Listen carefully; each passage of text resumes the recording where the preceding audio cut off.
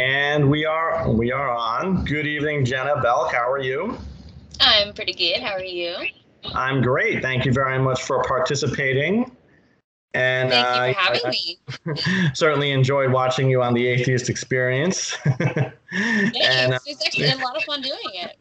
I'll bet it is. It's a lot of fun watching. So with that being said, I usually start out with the question like, what is your story? Did you grow up in a religious family? I did. I'm one of 7 kids. Okay. So if that tells you anything, I'm a Catholic family. Do you want me to tell you the whole story, or? I mean, do you remember, was there resistance with you questioning? And was there, do you remember how you started to become an atheist? When you started to formulate those opinions? I didn't really, I asked a lot of questions, but I really just accepted whatever answer I was given, no matter who gave it to me. Yeah. Because if you have an answer, then it must be right? Because if you didn't have an answer, you just wouldn't say anything. And I almost became a youth minister in my early 20s. And then right after that, hit kind of a speed bump with my alcoholism, and had some life experiences, met some different kinds of people that I'd met before, and just, I guess, learned enough to start questioning. Yeah. Now, being a woman, like the sexism that's in the Bible, the sexism that really is in probably all religions. I mean, does that piss you off? And seeing other women buy into it, and live their lives according to that sexism and tell other women that that's proper, you know what I mean? Does that piss you off? Yeah, even as a kid, I always wanted to be an altar boy. Oh, okay. Well, my brothers were altar boys, and I mean, they got to go early, and they got to go in the back room and participate. They wore these cool white robes, and then they got to be in the front and have these it looked kind of like a routine, like a stage routine. And I've always been really big into acting, and so I was like, oh, I want to do that. And my dad was like, no, you can't. I was like, why not? He's like, well, you're a girl, you have a different role. I was like, oh, okay. Now, your atheism now, I mean, when you look at the motivating factors, is it a lack of scientific evidence for religion? Is it the ridiculousness of the Bible? Is it a combination? My atheism came to me. I didn't get a choice. I started questioning. I had considered myself agnostic for a little while because I just didn't know what to think. And so I didn't know whether I was a theist or atheist. I was like, there's something, maybe, I don't know. And so at that point, somebody had asked me, they're like, so are you an agnostic or are you atheist? And I was like, I don't know. Let me look that up. And so I looked it up, and the atheist definition said the belief that there is no God. And I was like, okay, well, I can't say that, so I must be an agnostic. So I kept that for a little while longer, but I kept that atheist title in my head. And then I started watching debates. And after watching Christopher Hitchens, Sam Harris, Matt Dillahunty, all the big debaters, and several other, just so many others, I wanted to get as many different perspectives as I could. The logic of it, I was like, wait a second, this isn't clicking. It just broke in 1 second, and then I was like, oh my god, I'm an atheist. Yeah, it's kind of how it was like. It's kind of how I had an oh my god. It's funny, oh my god, I'm an atheist. It's funny. When people take offense if you question, I've had a lot of times I mention I had a coworker who was a Christian who used to talk about how people used to live 900 years. Right. And I remember saying, I don't think so. And she got mad and started criticizing me, threatening me. When people take offense if you question their religion, why do you think that is? I mean, is it hitting a nerve with them or something?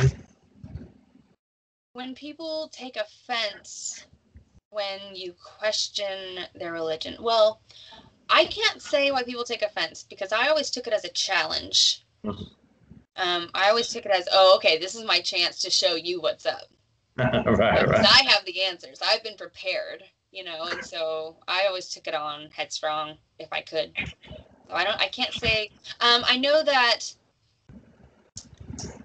people scared me, or they like freaked me out if they didn't believe in it. I'd be like, I don't understand it. And so I was taught that if you really don't understand something completely, then just stay away from it. You're better off just staying away. So I would just kind of like look weird and just walk away. And my next question, like, people attribute their positive actions to the Bible. Like, you've heard people say, I do the right thing because of the Bible. I do the moral thing because of the Bible. But the Bible has so many silly things in it. The Bible has so many ridiculous things and even immoral things, slavery, murder. Why do you think people attribute their positive moral actions to the Bible? Because that's what they hear in church. Yeah. When they go to church, they don't hear the crazy stuff that we talk about. They don't hear the rest of the Bible. I assumed that I didn't need to read the Bible because I heard it and I went to church every Sunday and I went to CCD and I was doing all these, all these things. I was like, I didn't need to read it. I already know it all. It's fine. And so it was all the Jesus stories, the hippie, like, oh, let's all walk hand in hand and love each other. That's all they hear in church. And so they're like, that's what we want to do. Like the songs, the gospel songs and all that gets you kind of pumped to be like a really good person, It's great. It feels great. It does. They're pretty cool. Yeah. Have you studied Marie OHara at all? Have you reflected on her? Yeah. Yeah, I love watching. I even uploaded something from her. Now, what stereotypes about atheism or about atheists do you want to confront and correct? Do I want to confront and correct? That we're not evil. Right. At all. and also, yeah. Sorry, go ahead. No, and a lot of people will point to certain historical figures who may, like, for example, I think a popular one is Stalin or Mao. There are like a lot of historical figures. So does it matter that so Stalin was evil and he was an atheist? How do you deal with that? Does it matter that he was an atheist? I think that's complete non sequitur. Yeah. I mean, he had hair too, so we're all screwed. Now, I love asking the question, and I'm not sure about your experience with 9/11. I haven't heard where you were, but my favorite question to ask is, my first friend who was an atheist, shortly after 9/11, he told me, those suicide those Muslim suicide bombers expecting virgins in heaven, they don't get a chance to be disappointed.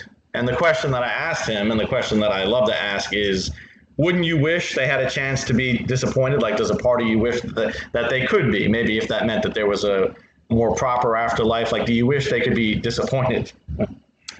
Personally, no. I personally don't wish that kind of thing on anybody. But that's just me. Well, what if there was like a regular afterlife and they were told, like, you're not getting virgins? That was could a God exist? Are you still open to that possibility? That's the funny thing, is it kind of depends on how you define God. I mean, some people define God as the universe. Mm-hmm. So yeah. That. Oh, it would have to exist. And so the idea of maybe like some kind of spirit, like some religious God. I mean, I guess we can't rule it out entirely. Like something supernatural. Yeah. I think it's pretty safe at this point with everything that we've studied and learned that we can rule that out as going against physics. But I'm open. Yeah. Like, if we were to be proven wrong, like, I'm very quick to say, oh, okay. Now, how do you think the religions came into being? Like, do you think someone deliberately lied? Do you think it was the best they could come up with? I mean, especially the Judaism, Christianity, Islam, like, have you thought about how you think they came into being? I think that humans are naturally leaders or followers. Mm-hmm. And our instincts are to do that. And so people would gather together using whatever language they would use, and they would just try to solve problems. They try to figure things out, try to predict how the weather would affect them, because it affects their food, it affects their safety, all these things. And so they're trying to predict how do we tell what's going to happen next? And that happened right before this, so that must mean that, right? And so all of a sudden there's this guru that comes out of nowhere and says, you know what? I know what it is. And I think that's how religion started.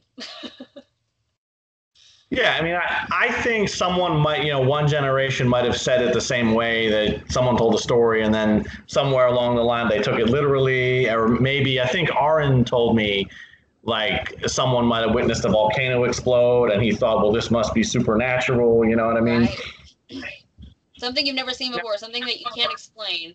Well, there has to have a reason. So all it takes is for somebody to say, I know what that is. For people to say, oh, really? Yeah, and they hadn't studied. They didn't have the information of astronomy. Now, do you believe we should maintain religious freedom, and why? I think that we should maintain freedom. Yeah. Mm-hmm. I think people should be free to do anything that they want that doesn't harm others. Now, when it comes down to certain freedoms that certain religions claim, I dispute. But like something like, having virgins and blowing things up, all that. So. And let's see. Did you ever deal with a fear of hell? And do you have any advice for people who deal with that?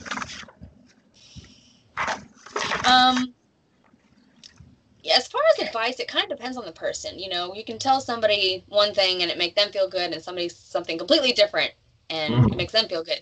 So what would have helped me if I was afraid of hell, I think, is to kind of put it into perspective of, well, were you afraid of anything before you were born? Right. Right? Then why are you afraid of anything after you die? Like, why?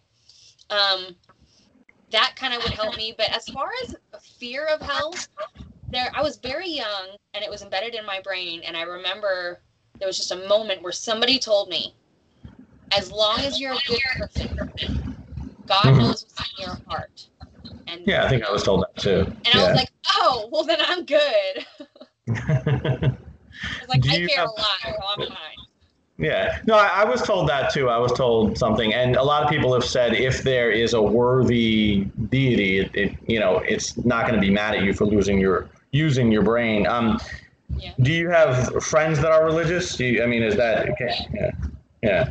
Do you, I guess, avoid the topic or whatever? Has anyone ever told you that the path you're on now is God's plan for you? A lot of atheists have told me that people tell them, oh, this is God's plan for you. God has you right where he wants. Have you ever gotten that before? Yes. I got that from a distant family member on Facebook saying, oh, well, God has you right where he wants you, and just keep asking questions and you'll get there. Yeah, a lot of people have told me. Now, how do we be comfortable or accept the fact that we don't know? Because one of the problems with coming out of religion is that it's very comfortable to know, okay, this is how we were created. This is what. And when you come out of religion, you have to understand you're not going to know anymore, or you're going to accept the fact that you don't know. And that can be very uncomfortable, right? That can be difficult. How did you deal with that? That there's something else I can know. Mm-hmm. There is so much more information out there than I thought there was. And I thought there was a lot. So I was chasing all the answers, and I thought I was already pretty close to finding them. Mm-hmm. Turns out we know a lot more. And it's not the answers that I was looking for. It's not the answers I was expecting. But it's still it's even more interesting in most cases. So I'm fine. Yeah, it is more interesting and everything. If it's someone's first day wondering, you know how like both of us at some time we were religious, we were happy Christians, and then we started questioning, and then maybe we took a step. If it's someone's first day where they're thinking, oh, maybe all this stuff I was raised with isn't true, and maybe they're scared, like do you have any advice for them if it's someone's first day wondering? That's an interesting. I wonder, did you deconvert? Did you have like a deconversion moment? Me personally, it took many years. I was very happy to be a Christian. I liked it. I liked going to church and singing. And then I just had some people trying to get me to go to their church kind of thing. And they were very intolerant and telling me that I'm praying the wrong way and I'm going to go to hell. And then I decided to study, and I really didn't want to not be religious. I actually called the Atheist Experience as a Christian caller, episode 802 and everything. Oh my God. And they were I was worried that Matt was going to but they were very nice and everything. And it just took a couple of years where I realized that there is not a reason to believe this. I don't have evidence for this. There's not a reason to believe it. And it was literally from like 2011 till about 2015. And even when I first started this, when I met Aaron and Matt and David Silverman, I was like coming out of it. It was a process, and I fought it. I wanted to, because I liked thinking that when I died, I was going somewhere. And I liked the religion, but I don't have a reason to believe it's true. And it's certainly not scientific. And then I started really studying the Bible and, Noah's flood and the slavery and the angels banging on the door to have sex with the town people. I looked in the Bible one time and I was like, I took a pink highlighter and I was like, I'm going to read this. And I'm going to highlight everything I don't like or just think is completely wrong. And so I started highlighting, and I like 2 pages in, I was like, I'm done. I can't do it anymore. But it's so interesting to hear that, because that's something that I hear a lot, but that's completely different from my experience. So I love that we get to kind of share 2 different experiences about that. No, just because. So you had a moment where you kind of started wondering if it was real, and then kind of resisting that. Mm-hmm. I never considered the fact that it could not be real.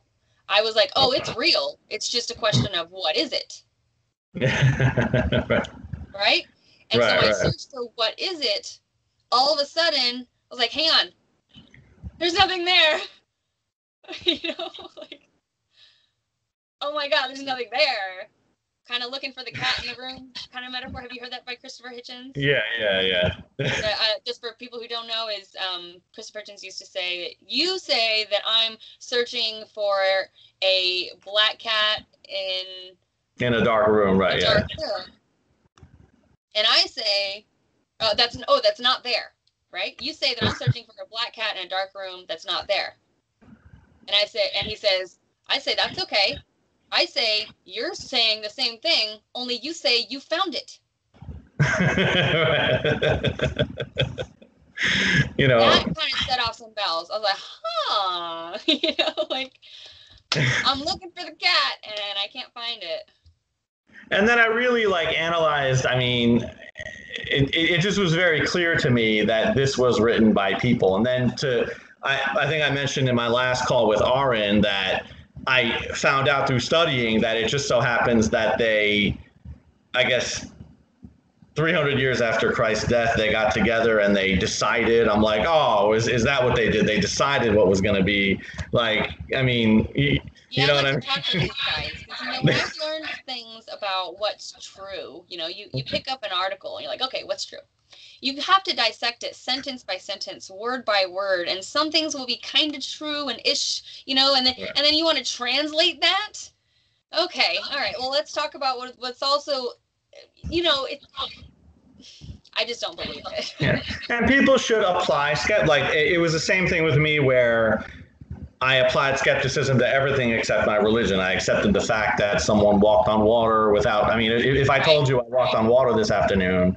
You know what I mean? But I accepted that because it's how I was raised, and you need to apply skepticism to everything. And that's actually something that got me as a kid, that didn't make me question or anything, but it stuck in my brain enough that I kind of recalled it later. Yeah. Where my brother had asked me just randomly out of nowhere. I think we were on a vacation out of the state somewhere, and he was just like, if somebody walked up to you on the street and said that they did the things that Jesus did and they were Jesus and all that stuff, like, would you believe him? Right. Exactly. Like, no. Huh. And I'd run away from them. Yeah.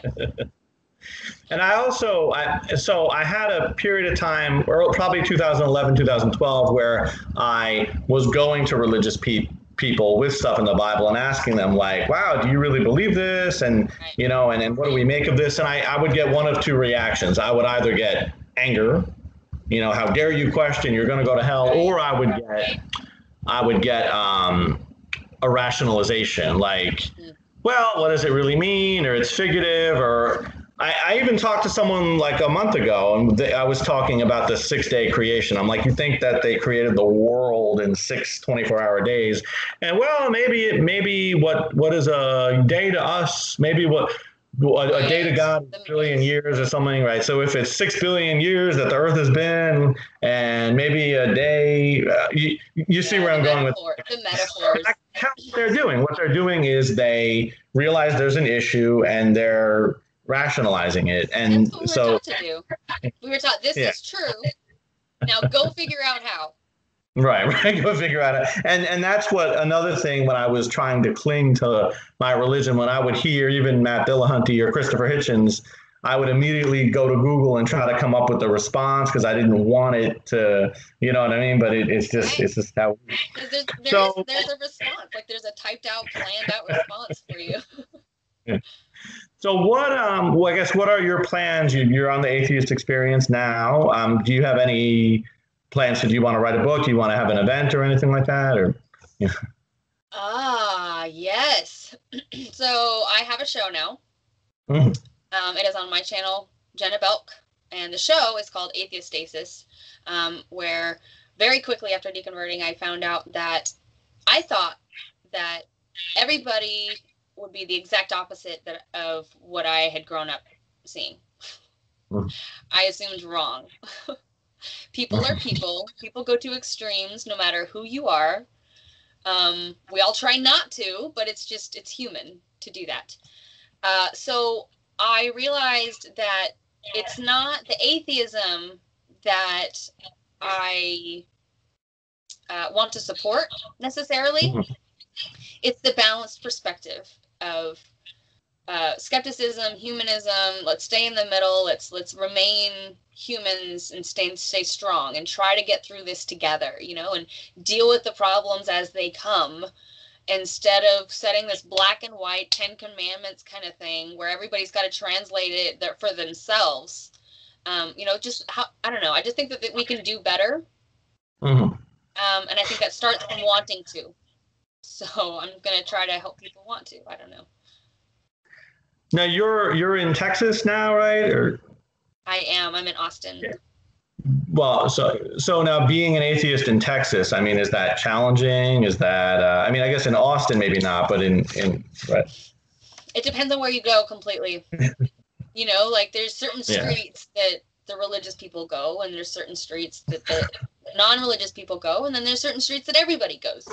And so you kind of got to figure out where you're going and figure out who you want to piss off and how much. But as far as works, though, I recall I'm coming up with another show. Me and Ethan Michael, your friendly neighborhood atheist. Are you familiar with him? Yes. He and I are starting a new show. I think it's the Ethan and Jenna show, or the Jenna and Ethan show. We haven't quite worked all the very specifics out yet. It's coming out in a couple weeks. But we're starting a talk show where we're gonna just take callers and just try to help people out and say, like, we're not psychologists, but we've been through some stuff, and we might have some resources for you. We might have some ideas of things, we may be able to share what we did or what we think we would do in your situation, and just try to help out. Yeah. Oh, that's great. And I think that's great because you can relate to people. I mean, I think a lot of times stuff like AA is run by people who got out of it. what do you think of people who do understand science, who, I mean, I like to use the example of a Kenneth Miller. There are people that they either understand biology, astronomy, or they understand a lot of science, and they still go to church and they still believe in God. I mean, do you have do you know anyone like that? Like, does that? Yes. I know somebody, I don't want to call them out. Yeah. But they're a therapist. And I don't understand it. I just don't understand. Like, it's not anger or anything. It's just, I'm just confused. Because I had a similar, I mean, I had an astronomy professor who could tell you all about astronomy and all about the universe. And, you know, I loved his class, but he was a Christian and he went to church. And I don't know, you know, I don't know. I just don't know. There are certain people that I know that are extremely intelligent, but and are educated, you know, with like masters, doctorates, and are still religious, and that kind of thing. Like, hold on, how, right? Because I have 1 year of college. I am not that smart. I'm just normal. I'm just your average Joe, right? And I'm like, how can you still? And not to say that it's an intelligence thing or a smarts thing. It's just that I think that when you learn a certain subject field to a certain point, there's a certain result. That's just what I think. And so that confuses me. But I also think that the more intelligent you are, the more capable you are of rationalizing it to yourself. Yeah, that too. So it's kind of like it's a toss-up either way. Yeah, I think Seth Andrews talked about that a lot of intelligent people can come up with rationalizations. If you could go back and talk to your religious self, I guess back, you know, I don't know what year it was, but say that there was, you know, maybe when you were 18 and you always went to church and you believed it. If you could go back and talk to yourself, like, would you? And like, how do you think you'd react or whatever? I mean, oh, I totally would. In regards to the religion, I mean, I tell myself a million things, but I'm talking in regards to your religious faith and everything, and like how, you know, like look, like you don't really believe this. In a couple of years, you're gonna like. What would you say to yourself? So that's the thing is it's funny you say 18. Well, when I was 19, I was going to bars, I was drinking, and I prided myself on being that person who could go to a bar and get drunk and have a civil religious discussion with someone. Wow. And what would end up happening is we'd have a conversation and it would be fun. We'd both be respectful and it would turn out great. But in the end, they'd be like, I don't know. And I'd be like, yep. So if I could go back and talk to me, like, that would be very interesting, because I don't think that I could convince me then either. Like, I was convinced. Like, I knew it. Yeah. I never even thought that. I mean, I knew it just like I knew that Washington, D.C. is the capital of the United States. Speaking of Washington, D.C., if you were elected president, and I'm not asking about it, if you were elected president, and then, of course, you had to deal with and perhaps observe nations that are very religious and tolerant, like Saudi Arabia, Iran, you know, and many others, and you saw especially how they treated women and how they were, how would you act towards them? What kind of policies do you think? Like, should we call them out on it? You know, should we? Oh, no. I think that working with people is the best way that you're going to get things done. You know, you have to. Any relationship is given. Mm-hmm. If you're going to have a relationship, you're going to have to make exceptions. Mm-hmm. So I do not want to be president. Yeah. I do not think I could handle it for those very reasons. You know, I don't know. I am so passionate, and my mind just naturally, I don't know if it's the way I was raised or who I am, but I just go to so far extremes. I'm like, I don't know what I would do. I just don't know. Yeah, that's true. I mean, Now, religious institutions, I mean, should they pay taxes? You know, should they? I think so. Yeah. All the money, because that's a thing. Like, and that's something I never thought about. You know, they got a lot. I mean, a lot of money comes in, and I don't really know what they keep, and I don't know exactly. I don't put religious institutions in the same category as schools and fire departments. I just don't. Mm-hmm. Exactly. Yeah. I put them in the same category as like a yoga studio. Mm-hmm. Mm-hmm. Yeah. Now, how long a yoga studio? That's pretty funny. Actually, to be honest with you, I mean, because you could have this position in yoga, right? I mean, right. I'm serious. It's a form of church for some spiritual, people. You know, that's funny. And when you first got to the Atheist Experience, were you had some kind of clerical role, right? I mean, I remember if I think how you got. Yeah. And did like, was it your goal to be on the show eventually, or? Yeah. I had a job that allowed me to deconvert because I could listen to podcasts on my headset while I worked, because it was just kind of, just like you said, clerical. So I was very grateful for that. I was able also to make my own hours, so I could get off at 3 by skipping lunch and going in early. And so I just had the whole afternoon free. And I was like, I could just spend this time volunteering. Why am I wasting all this time? So I was like, what kind of organization do I want to volunteer at? And that's when I started thinking, okay, Atheist Community of Austin's here, all this. And so started volunteering there consistently in January of 2018, once a week. And I had the idea, I was like, oh, well, that'd be really cool to volunteer, do some grunt work, and maybe in like a decade or two, I could like be on the show once or twice. That's cool. That was the idea I had. So yeah, I visited Austin in 2014, cool. And I went to it. It was like it was a small building. I don't want to say it might have used to be a house or something, because I went to the Atheist Experience, met Matt. We did an interview, and it was a lot of fun. I don't know if they're still in the same location. But yeah. So no, I mean, I really appreciate you being on. I mean, do you have any questions for me? Do you have any statements you want to make or whatever? I usually get about a decent amount of views, in my opinion. Yeah. I'm good. Do you have anything else? I mean, I'm an open book. Ask me anything. No, that's good. I mean, so I guess if you don't mind me asking, I guess the last question I'll have for you is, with are you married? Is your spouse in a similar spiritual situation? I mean, is okay.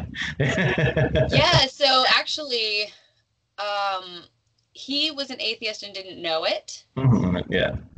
He identified himself to me as Unitarian. Mm-hmm. That was just another church. And so I was like, oh, okay, I just kind of took that, and then met his family. It's like, okay. I always assumed that people just believed in God. I just assumed everybody did. And then when I started questioning, I started asking him questions, and he started kind of going, And then after I became an atheist, there was a point where I was trying to figure out, wait, what do you believe?